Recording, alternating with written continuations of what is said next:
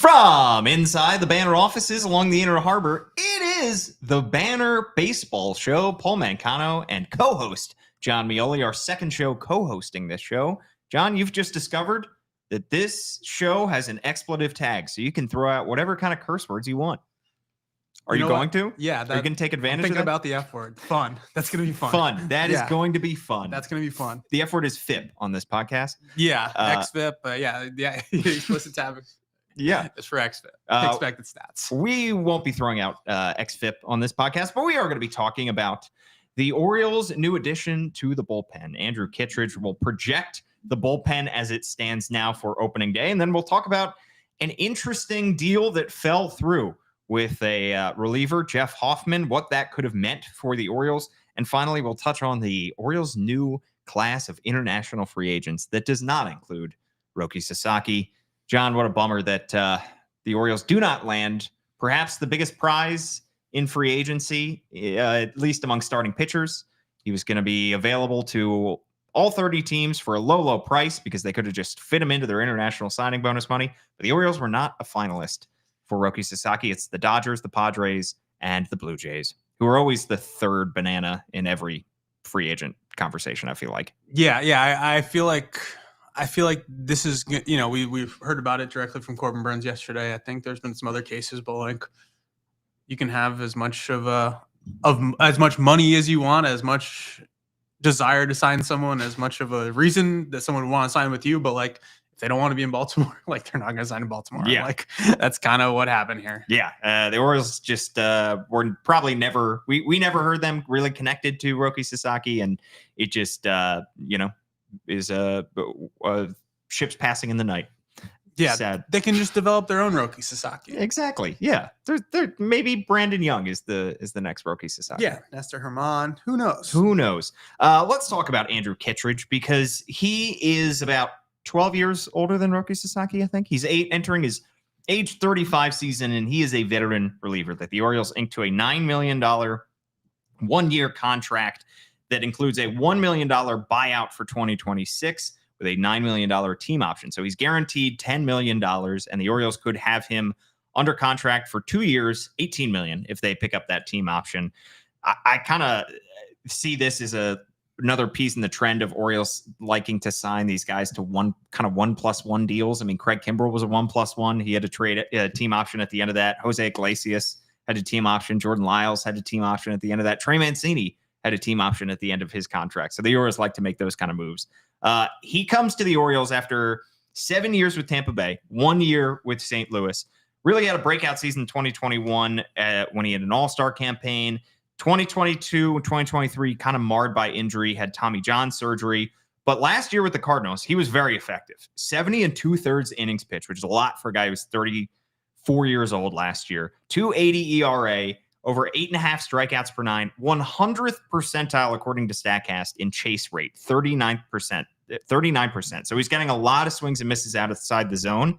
And for a 1-year deal, I know he's going to be 35, but he makes a lot of sense for this O's bullpen. Yeah, and I think when we talk about these options especially, it's, covering for the eventuality that you might need them in the next year, or there's still value there if they don't think they're going to need Andrew Kittredge next year if he pitches well, and they're saying, we still have, a couple of these guys that we weren't counting on. Now we can count on them. $9 million for 1 year for a reliever is attractive from a trade perspective. So I think that's pretty important to have in your back pocket, the same way that, if they wanted to keep Craig Kimbrell and, as kind of a bridge to allow Felix Bautista to get healthy this year, they could have. Obviously, they did not want that. But I wonder why they didn't want that. Yeah, I think it was results based. I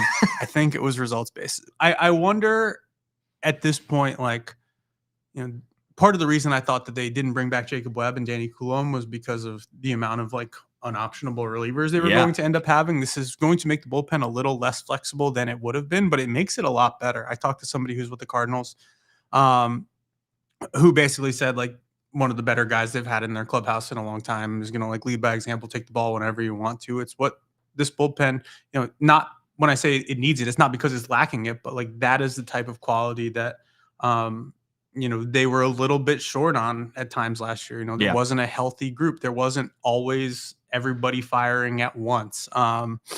And when you have the ability to, give somebody a rest every once in a while. When you have more options that you're willing to go to the late innings, that's really, really valuable. We saw the Orioles, they will find the pockets of the lineups they want for Andrew Kittredge the same way that they have for everyone else. And it's going to be additive both on and off the field. Yeah. I mean, think about how much that bullpen changed over the course of the 2024 season, adding Gregory Soto and Sir Anthony Dominguez at the deadline. Craig Kimbrell goes from your closer for most of the season and an all-star first half to off the team by the time they reach the playoffs. Yeah.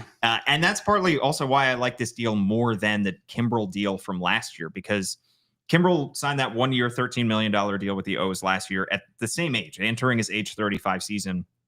But my issue with that deal was we'd seen Kimbrell struggle as a closer in the playoffs down the stretch with the Phillies. And if he struggled again in Baltimore, where would you put him? Because, like you said, no options. Yeah. And he had pretty much exclusively pitched in safe situations over the course of his career, or at least over the last 10 years. So you couldn't really use him in low leverage situations. The Orioles, well, they experienced that firsthand. He struggles. They take him out of the high leverage situations, and he's even worse in the low leverage situations. And then they get to the point where they have to release him by the end of the year. So for people that say there's no such thing as a bad 1 year deal, I would argue Craig Kimbrell is the example of that, because the Orioles ended up relying on him.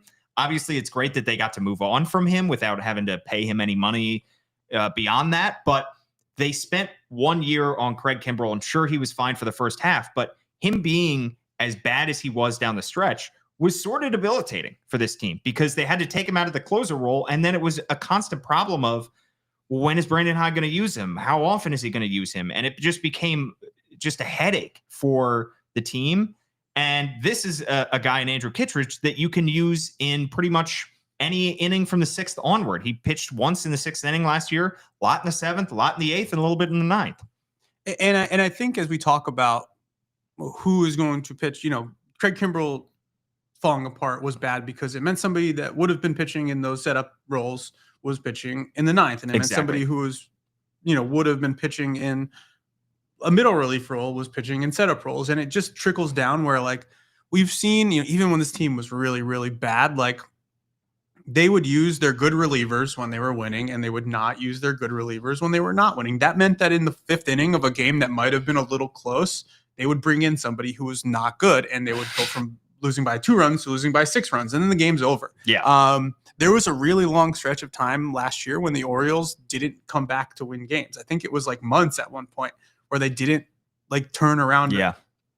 They were trailing after the 6th inning and they ended up winning. It was like months. It was insane. And that's like a staple of this team. But why does that happen? That happens because you are not able to keep it close. You are not able to, because you're saving your good relievers for when you're winning, and you are putting in pitchers who are not as successful or not as reliable in those middle innings, and they're cashing in a couple of runs that the starter's leaving on base in the 5th, and they're coming back out for the 6th, and it's not going well. And those are the types of games that this team didn't win. Now, if there's a leverage situation, I think back to like the 2016, like 15, 16, 17, like they had a lot of good relievers on those teams in the Buck Showalter era, but like Michael Givens would come in with like second and third and 1 out, like once a series, and get out of it. Like, yeah. But that is just as valuable as pitching a clean 8th inning.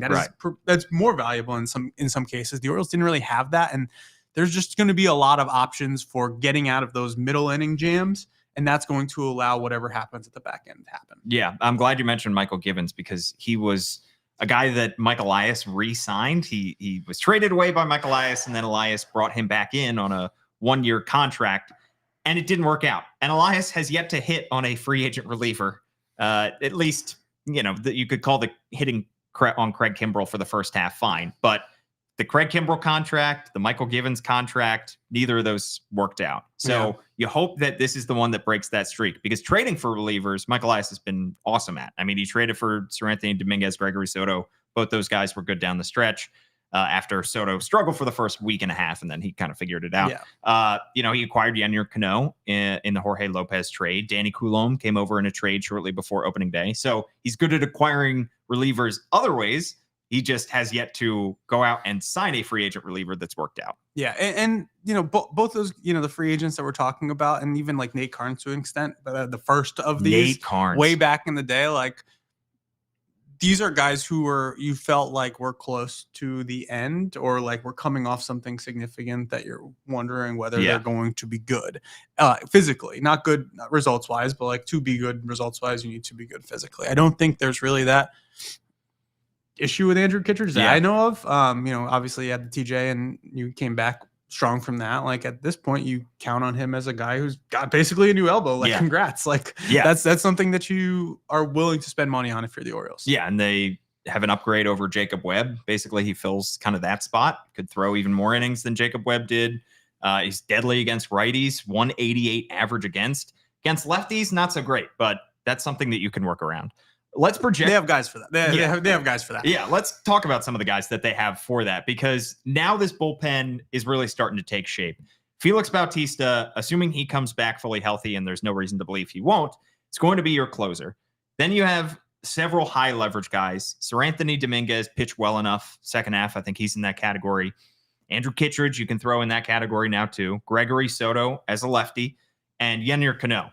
I think those guys, you could reasonably say you feel pretty good about them in high leverage situations. Yeah. Beyond that, the low leverage guys, I look at Cionel Perez and Keegan Aiken as two lefties that I like in those situations. Then for that's 7 guys. So for one more spot, you're talking about a hodgepodge of guys from, prospects to starters who you might look at as relievers, guys like Cade Povich, Colin Selby, Chase McDermott, Matt Bowman, who they brought back this offseason, Brian Baker, Cade Stroud, who they added to the 40-man, Brandon Young also added to the 40-man, Luis Gonzalez that they brought back. So that is a very deep and experienced bullpen. But like you said, John, not a lot of options. And that's something that the Orioles love to do, is move guys up and down in that bullpen. The only guys with options in that group that we mentioned, of the 7 guys that we have as, quote unquote locks, are Felix Bautista. You're not going to option him if everything goes well. Keegan Aiken, who was great last year, and you hope you don't need to option him. And Yennier Cano, who is also a guy that you wouldn't really want to option if you can avoid it. So it's a lot of guys who are kind of set in stone, and you can't really move too many chess pieces around. Yeah, as we're going through this, like it feels like there's some kind of spring training move to be made. These guys are good and valuable, and there's going to be scouts who are, kind of like in past years, you go to spring training and you sit around before the game and you talk to scouts like, what are they going to do with all these guys? They're talking about the hitters, of course, but like now it's going to be like, they're going to be looking at this depth chart and they're going to be wondering, like, is a team, I think it might be a little different if we're talking like a 5 versus 6-man rotation. That would be even more complicating if you're trying to have 6 starters and you have 7 relievers either without or that you don't want to option. Like that math doesn't add up. Like not all these guys are going to be healthy come the last week in March. Like we know that. Right. It feels like there's going to be some kind of movement there. And it could, if I was one of those like tweener, like, I don't know how much you need 3 lefties who are making real money, but you don't want to have 2, because then if one gets hurt, you have 1. Right. I'm very fascinated to see how that plays out. Yeah, we'll see. Still a lot to be determined there. But like you said, the biggest domino is this going to be the rotation that they go into the regular season with or not? That is going to determine a lot. And then once you get there, is it 5-man or is it 6-man? All right, let's talk about Jeff Hoffman, because he was one of the top relievers on the market entering this winter. And the Orioles had an agreement with Jeff Hoffman, according to a bunch of reports, and then our own Andy Koska on the Baltimore Banner. You can subscribe $1 for 6 months. He reported that the Orioles flagged something in his physical, had to do with his shoulder issues. And after they had come to an agreement on a contract, they revised their contract. So either giving him less money, fewer years, whatever it was. Jeff Hoffman also had this issue with the Braves, according to a report from the Atlanta newspaper. I don't know. I can't remember. They ultimately do not sign him, and he goes to Toronto, where he is signed to be a reliever. This is an interesting storyline. The Orioles have had this happen a few times in the past, where guys either fail their physical or something pops up on their physical. Obviously, the most prime example nationally is what Carlos Correa went through a few years ago, where he came to an agreement with the Giants, came to an agreement with the Mets. Both those fall through, and he ends up going back to the Minnesota Twins.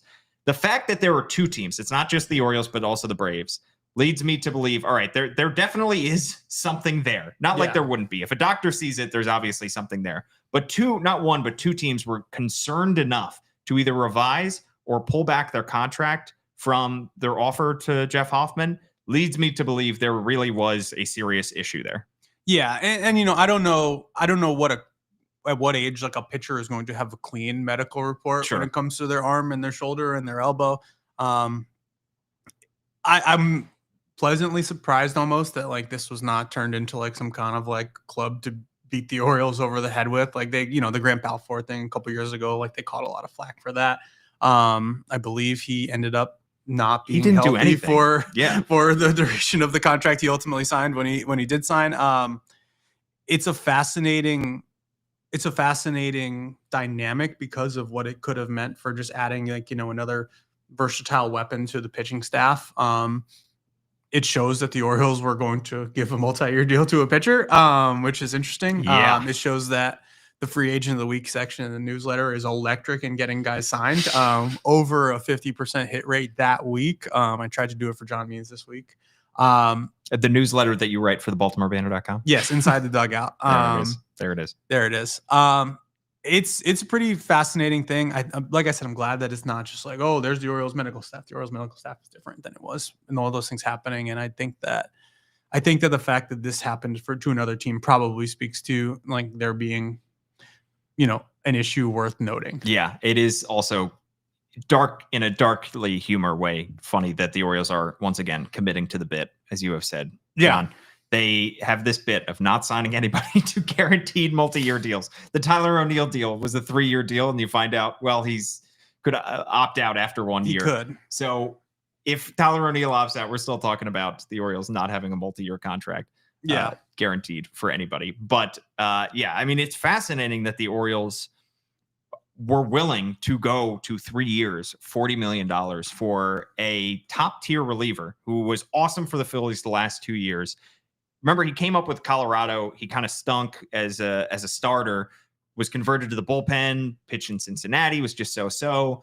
Started in AAA with the Phillies, and then throws batting practice against Bryce Harper, who's rehabbing. Bryce loves his stuff and says, we got to get this guy up to the big leagues. Comes up and is awesome in 2022, awesome in 2023, awesome in 2024, 2.17 ERA last year, was an all-star at 66 and a third innings. Orioles love themselves a former Phillies reliever, as we've seen with Sir Anthony and Gregory. But the interesting nugget here is that there was a report earlier this offseason that a lot of teams were viewing Jeff Hoffman as a starter. When you see 3 years, $40 million for a team that has never handed out a multi-year contract to a reliever or a starter under Mike Elias, are you thinking the Orioles were signing Jeff Hoffman to try to be a starter? It seems like there was an intent to stretch him out in some form or fashion. I believe the contract he ultimately signed with the Blue Jays had some escalators if he hit more than your typical reliever workload innings, so like allow him to stretch out like progressively and get paid to do that. And then, by the time if you're pitching a starter's workload, you're making, closer to what a starter would make. As you're mentioning this price, there's guys like Tanner Scott out on the market. Like, I don't know that the Orioles would go that for Tanner Scott. Right. So you would have to assume that's not just because, the history there. Yeah, because he's been awesome since he was awesome when he was here. Honestly, like I was looking back, I don't know why we're just kind of going off on a tangent. Let's wax poetic about Tanner Scott. I feel like his last outing before and the year before he got traded, he went on the IL like to end the season, and he went from his ERA went up like a full run from his last outing because he gave up like 6 runs without getting anybody out. He had like a 1.25 in 2020, and everyone was like, throw it out as 2020. Yeah, and then like 25 appearances or whatever, but he was nails. And the next year he was really good too, and then he like got hurt and blew up in his last outing, and it didn't look as good. And then he's been good ever since. But I don't know that 3 years, $40 million. Like, I don't know that they would be committing that to a reliever, given they have the back end of their bullpen in pretty good shape for this year and next, and hope to be able to supplement that internally before long. Yeah, I mean, Connor Newcomb of the Locked On Orioles podcast, friend of the show, did throw out the suggestion that maybe the Orioles were looking at Hoffman as a reliever in 2025. Then they get a full offseason with him. to build him up into a starter for 2026 and maybe 2027. So you sign him to a multi-year deal with the expectation that he can be used as a reliever this year, and then you build him back up to be a starter beyond that, because at this point we're January 16th. It might be tough for him to work up his workload. Yeah. But that is an interesting theory, because look, the Orioles obviously have the bigger need, like you said, in the rotation than they do in the bullpen. And I wonder if, there aren't really any spots to speak of in the rotation, to the point where if you sign somebody like Jeff Hoffman, who's going to be kind of an experiment as a starter, let's be honest. If the Orioles had decided, let's go make him a starter from day one and have him be in the rotation, that's going to be an experiment. Whose spot would he take in that rotation? I don't know if you could say he would bump out anybody. You might just have to turn it into a 6-man rotation. So I'm not sure that they were necessarily viewing him as a full-time starter who's going to get 150, 200 innings in 2025, but they definitely were wanting to use him in some kind of hybrid role for the length of that contract. Yeah, and I don't think we're ever going to see this at the big league level in the way that you see it in the minors, but like their whole pitching development goal is to stretch as many guys out as possible. Like you can't really do that in the big league level. Like it's going to be, that's not to say that they won't, but like, as you're saying this, I'm thinking like, if you just pair him in the first month of the season with Cade Povich, and like Cade Povich pitches 5 innings no matter what, and Jeff Hoffman pitches 3 innings no matter what, like who knows what happens in that game? Like hopefully the Orioles offense scores a bunch of runs and it doesn't really matter that you're basically doing piggyback, but like they have the infrastructure and like the plan in place to do that if they wanted to. I don't know how you do that at the big league level when, they count wins and losses and you're trying to keep up with the Yankees and I guess the Red Sox, I don't know. And like maybe Toronto, like maybe the Rays. I don't know how much you can like fart around with like piggybacking and stuff like that. You did use the F word. Sorry. Yeah, I did. There's a couple fart noises on the on the agenda, so it's top of mind. But I think it's very, very. I think it would be dicey to try to do that, and I wonder what the plan would have been. Yeah, it also fits with the earlier report from this offseason that the Orioles were interested in Clay Holmes, who is another reliever that signed with the Mets and could be used as a starter there. So the Orioles clearly were looking at creative ways to address their starting rotation that don't include handing out, a $250 million, $300 million contract to somebody. Although they were reportedly, making Andy Koska, our own BaltimoreBanner.com. The Orioles did make a sizable offer to Corbin Burns. And as we heard from his press conference, like he said, he wanted to go home. He wanted to go to Arizona. All right. Before we get out of here, John, should we talk about the Orioles international class? Because they added 22 guys to their international class, 11 from the Dominican Republic, 6 from Venezuela, 4 from Cuba, and 1 from St. Thomas. The big name on the list to look out for is shortstop Jose Luis Pena, who's 16 years old, ranked 42 by Baseball America and 47 by MLB Pipeline in the top 50.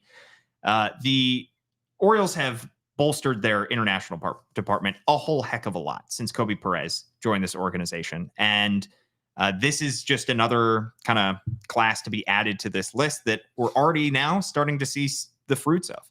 Yeah, I'm sorry. I'm looking as we're talking here about at what the prospect list for this year was, so I could see how many international guys that were on there. Because I think that it's pretty relevant at this point to. I can't find it. Oh, well. I'll look next time you're talking. Poor audio. I think it's really important to kind of put these in the broader context. Like, this is a team that didn't do this for a long time in 2019 when they signed their first class, which was like a class of like pop-up guys and late bloomers. Because they signed like 30 guys. Yeah. And they also made t-shirts commemorating the fact that they were actually participating in this thing that all the other teams participate in. Like J2 shirts. It's very, very, it's been challenging as somebody who's, responsibility is to like rank and like follow all this to be responsible about how these players are viewed. The way the cadence of what it goes is like, the 2 or 3 best guys from this class will probably be ranked in the 2025 like off-season rankings. Right. It's a ways away.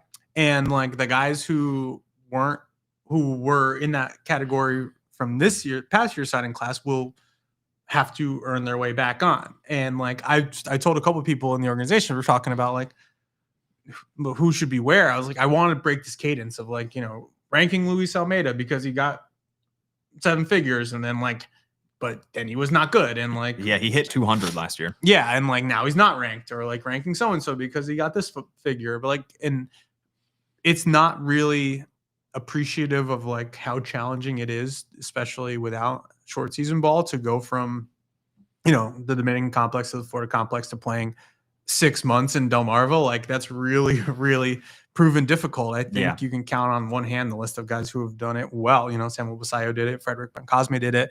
He was a little on the older side. Basayo was not on the older side for anything.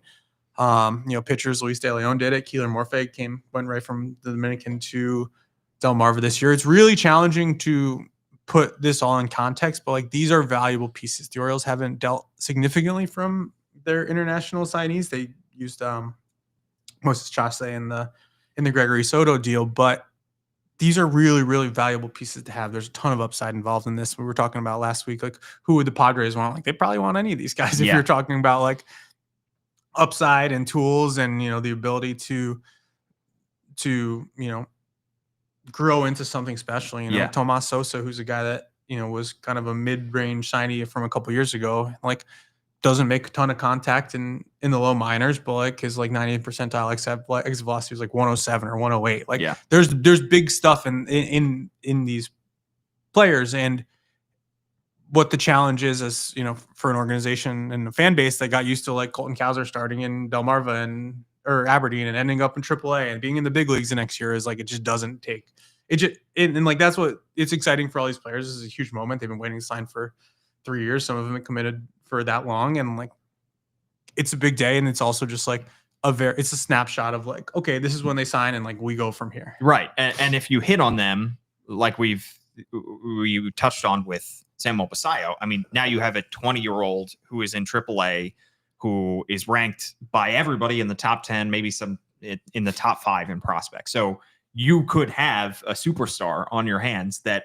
I don't know how many people registered the fact years ago that the Orioles signed Samuel Basayo to a then record $1.3 million contract. And the other guy that got top billing in that free agent class, that international free agent class back in 2021, was Michael Hernandez, who has not done anything. Yeah. So it is a total crapshoot. But now that the Orioles farm system is flush with these guys, about half of their top 30, according to MLB Pipeline, is made up of guys that they've signed internationally or acquired who were signed internationally. You really start to see a appreciable difference in the way that the Orioles farm system is built. And this is what the Orioles were shooting for when they hired Michael Elias and he hired Kobe Perez. So you've seen how it has changed. I do think it's interesting to mention, how do you rank these guys that are, when they're 16 years old and the Orioles just hand them 6 or 7 figures, and you don't know what they're going to be for a long time. And then you get another international class before those guys even get out of the Dominican Summer League. And how do you evaluate their stats compared to what you hear about them? It's a similar conversation to draft picks. Like a guy gets taken in the first round, he's automatically slotted into a team's top 10. Yep. But you then get 3 months of sample size and you say, well, maybe that guy might not have been worth a first round pick. The latest, hottest thing is this new first round pick. Like Dylan Beavers was maybe ranked higher when he was first drafted with the second round pick out of Cal than he is now. So you're always constantly refreshing how you view these guys. Yeah. And it's challenging in that there's no right amount of time for it to take. Somebody like Moses Chase, who I mentioned, ultimately he's in the Phillies top 10 right now. He probably would have been in the Orioles top 10, like back end. Him and Seth Johnson would have been like the back end mix. Both of those guys in that trade would have been around there. But he was somebody that came to Delmarva in 2022 with a lot of buzz. He was 18, might've been 17. I think he was 18. Really good stuff. Like it's hard to pitch full season, in a different country when you haven't really done that. It just took a lot of time. Like the stuff was there. And then this year, a little more velocity, a little more consistent with his secondary pitches. And he was dominant. And he would have been Rule 5 eligible if he wasn't traded. They would have had to protect him. It's it's very, very challenging with the roster limits in the minors now, and that without having short season, what Aberdeen used to be, it kind of just like, everything kind of just eats itself, honestly. Like there's very little time. Like the Orioles know, like if they, and that's those are the guys that end up getting ranked, the guys with the loud tools, the guys with the big arms, the guys who, have the super high floors, who might not do anything great, but like you can picture them being, hopefully more than this. But if they end up being like Levan Soto and just are one of those guys who are like good enough to get claimed on waivers 15 times in a year, like that's also like great value for $100,000 7 years ago. Yeah. Like those are the guys that you want to be able to have in your organization, so you don't have to go out and get them from somewhere else. So they kind of prioritize that, and by virtue of who they talk about are the ones who like, you take note of. When I was looking for hitters to be in the back end of the top 10, or like who like the next wave after those, you have all the first round picks, you have like the Beavers, Fabian tier, and then you have, who knows? You have this year's draftees and like names like Tomas Sosa came up, Leandro Arias, Aaron Estrada, like these guys who haven't been remarkable statistically for multiple seasons or I guess one season in most of these cases in full season ball, but that's what, you just kind of listen to the evaluators, you listen to the people who see them, and you kind of just go from there, because stats can be misleading, and like that's not just because they're bad. Just because all the stats are bad doesn't mean the players are bad, but like there are things within them when you can kind of look at it and be like, all right, that makes sense. Yeah, any fan can like create their own top 30 prospect list based on the stats and the draft position and how much these guys signed for, but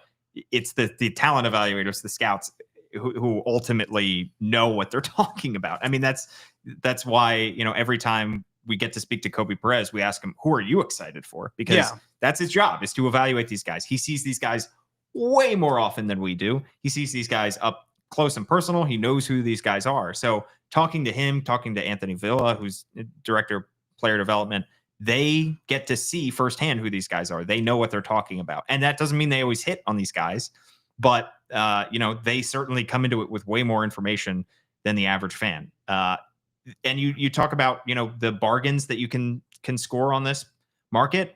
Luis De Leon signed in 2021 at the very end of the international signing period in December for $30,000. Now he's the Orioles' number 8 prospect. Yeah. So it can happen. You can strike gold with somebody who's not even reported. He wasn't even listed on the original, 15 or 25 guys. He didn't sign for 12 months. And the Orioles end up getting somebody who they feel good about. Yeah, and just to wrap that up, and on that point, he's somebody that you started hearing about, as he was coming up to affiliated ball last year. But you also have to take, their word when, they say so and so doesn't need to be ranked, or like, or they're just like, nah, not anymore. And like, that happens too. These are players who some of these deals are agreed to like years before they're executed. Sometimes guys don't develop the way that you thought they would. Sometimes they don't work the way that you thought they would. And, you try to be consistent and respectful in how you have guys slotted. And like, if there's an injury or if some kind of like outstanding circumstance where you're saying, okay, like I'll keep this guy alive here. Like if they say no, like that means more to me than if they say yes. Right. Exactly. In some cases, because like they don't say no about a lot of things. Exactly. And these kids are 16. Yeah. Which is ridiculous. We don't say no until they're 18 or 19, but we give them some time to develop and grow. Yeah, we that's what the 31 to 40 list is for. One sentence, like sign for a lot. Yeah. Growing in the complex leagues. Like, next, please. The not top 30. All right. That just about does it for our show here today. Banner Baseball Show you can find on any of your favorite podcast platforms. Write us a 5-star review and I'll read it out here on the show. John has got plenty more great stuff coming your way through his newsletter, through the BaltimoreBanner.com, where you can subscribe $1 for 6 months, plus Andy Koska, Danielle Allentuck, so much other content. We are less than a month away from pitchers and catchers reporting to Sarasota, Florida. Yeah. Simply cannot wait. I'm going a month from today. That's when you fly out? I'm doing it, yeah. Wow. There's going to be all kinds of Meolis down there. Little ones. Oh, well, you're bringing the squad. Me, yeah. Yeah, it's going to be that'll be entertaining. Yeah, they're going to get BBWA cards. It's going to be they're going to have they're going to have high membership numbers. Yeah, really. Indoctrinate them now, and then when they're 10, maybe they can vote in the Hall of Fame. Yeah, Milo can vote for Hall of Fame when he's 10. Like, who's Who is Bryce Harper? Yeah. You'll have to trust me man. on that one, young man. I'm trying to think of who would even be. Yeah, maybe. All right. Yeah. Okay. Let's say Freddie Freeman will be on the ballot in 10 years. Probably. Yeah, that would make sense. He's like 34 now. I'd probably vote for him. I'd vote for Freddie Freeman at this point. Now he is he already won a World Series, but just a career moment of hitting grand slam to walk off a World Series game. Yeah, that was like Kidding the me? only pitcher that that and the at bat before were like the only part of that game I watched. I was like, I see, that was good. That was enough baseball. I mean, that was like a top 10 moment in baseball history in my mind. But I've only been around for like 10% of baseball history in general. All right. Next year we'll get to do like a Hall of Fame ballot podcast when we're scrambling for things to talk about. That's a good idea. I get one next year. Wow. All right. Yeah. Yeah. You can do a reveal. Yeah. That'd be exciting. I'm gonna put all the steroid guys in. I was gonna say, can't you just wait to have a conversation about steroid guys? In. Really annoy some people? That'll be go. fun. Oh boy. Can't wait for the comments. Thanks so much for tuning in. Follow John at John Meoli. I'm at Paul Mancano and at All Banner Sports. Thanks so much for tuning in. We will be back next week with Orioles news or not. We'll see. Who knows? We'll see you.